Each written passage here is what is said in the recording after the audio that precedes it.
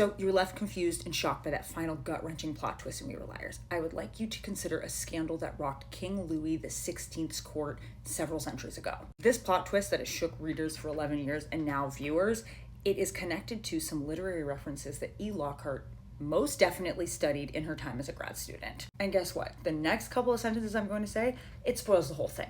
The book, the show. So you've been warned. Stop, save the video, come back for later. So We Were Liars. It's not a ghost story in any traditional sense of the word, but Beachwood Island, where all this action takes place, it's haunted by secrets and the lies people tell to keep them. Cadence has spent the entirety of summer 17 trying to figure out with medicine and with doctors what the heck happened. What led up to her being washed up on the shore of this island, barely clad, holding a string of Tahitian black priceless pearls from her grandmother.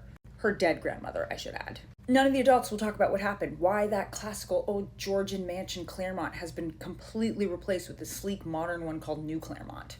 No one can explain to her why her dear beloved cousins, her fellow liars, have not spoken to her in a year. And also, literally as I start talking about this, the rain starts. So Cadence's family, they have a lot at stake. They're American royalty, they have a massive publishing fortune, there's a lot of property and a lot of power here. They have strict rules about what they talk about, what they don't talk about, and how they carry themselves, and how they refuse to let other people see any kinds of cracks. And Penny has been telling her daughter Cadence, nope, we're not talking about the past. It's not good for your health if we are to tell you what happens. Now, she does have a point there. Because every time Cadence tries to look into the past or talk about the past, she suffers this kind of episode. Everyone's tired of seeing her shut down, and the old Sinclair way of dealing with any kind of ailment, exercise and salt air. Go out, enjoy some fresh air. Does that sound familiar to you? E. Lockhart, the author of this novel and the adaption that followed, she wrote and produced as well, she's referencing something here. This 19th century British literature that shook the British Empire. It's the drama of critical information being obscured through societal shame and secrecy. It's about the character that silence plays. It's the secret plan that devastates us in the Charles Dickens novel right at the end. It's the hidden wife in the attic who ends up burning everything down, Charlotte Bronte's Jane Eyre. It's the way the rich treated their ailments with strange and fanciful treatments. Or like the privileged ones that required a month by the seaside, which means you have to have a house, you have to have lodging, you have to be able to take your servants with you. Then we have a plot point that both Charles and Charlotte employed in their own novels. Charles Dickens, who didn't even believe in ghosts, and Charlotte, who used Jane Eyre's pious Christianity as a point for the character, they use this otherworldly connection to this kind of mysterious realm to drive the plot forward. And by driving the plot forward, what I mean is that connection to those kind of otherworldly beings who represent and look like maybe people from right here, that gives the characters an understanding that they previously lacked. Cadence has, yes, been spending summer 17 with her cousins, but they've been dead this whole time. They died in the fire that was her idea to set, the very altar that she convinced them to set up to sacrifice the wealth of the family so that they could all be free of the drama of it. They never made it out. They burned with everything in it. She barely escaped with her own life. So of course, Cadence, the only one to survive, having been knocked back by the explosion when the fire hit the gas line and went into the water and doesn't remember anything, of course she hasn't talked to her cousins in a year. She's it. Now earlier, when Tipper died of more natural causes, sipping wine with her daughters as the sun set on a Father's Day, the children at her funeral have this discussion, or prior to the funeral, what's heaven, what's hell? The liars decided, amongst themselves, that heaven was probably just a place where everyone and every pet you ever loved was there waiting for you. Ghost doubter as he was, Charles Dickens was fascinated by this 19th century fad called Mesmerism. It exploded for a bit in the British Empire, but this was not the first time it'd come up. A century before, King Louis XVI was hanging in his court, and he had no idea that this South German doctor was fleeing to Paris. For the European world, they were like the science capital of the world at the time. Franz Anton Mesmer, he was leaving because he had developed this really intriguing idea called animal magnetism. And it caused a stir, not just because his theory was really wild and people had questions about it, but because he got involved with some of his female patients that he was using to conduct these public experiments. This was a time where Newton's theory of gravity was super popular, so Mesmer had an in here. He had just finished an entire dissertation on how the planetary bodies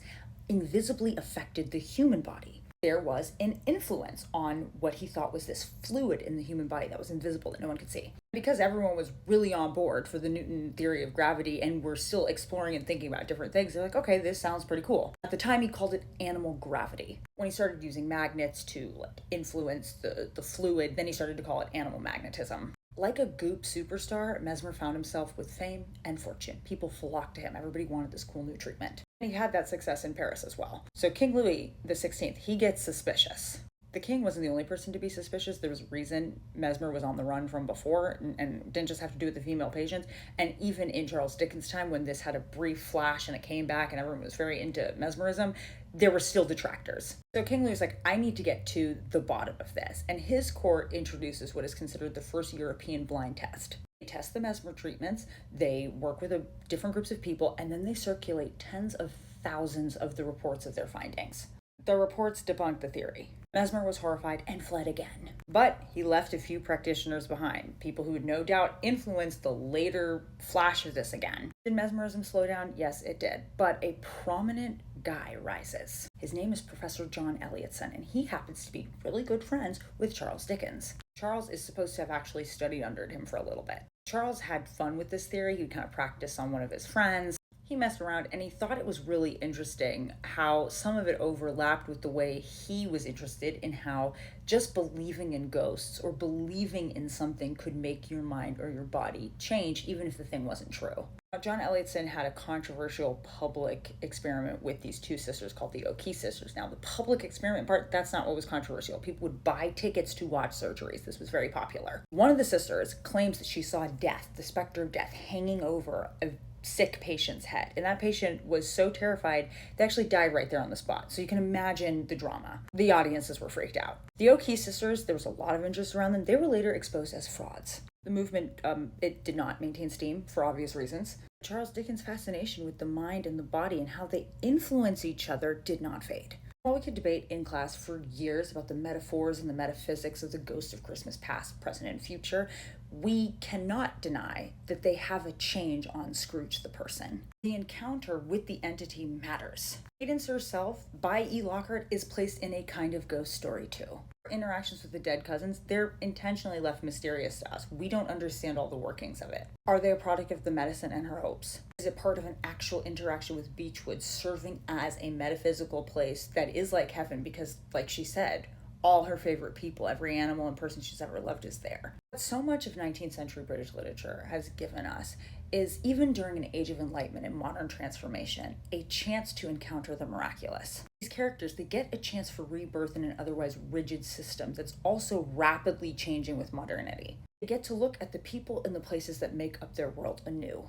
E. Lockhart is writing in that tradition, giving a modern tale that classic twist. Kind of like Jane Eyre, somehow hearing Rochester's voice mysteriously across miles and miles and miles, right before his estate is burned down in rage by his wife. Modern fantastical experiments like AI, they might mesmerize, but they can't do that without stealing from us. And they can't do, honestly, authentically, what E. Lockhart did with this story. In the final scene, we see the ghost of Johnny talking to someone new, his mother Carrie, a woman he is catching breaking her sobriety right now in their kitchen. And he tells her, I can't leave this place. I'm here on Beachwood Island now. So, is Beachwood Island heaven? Is it hell?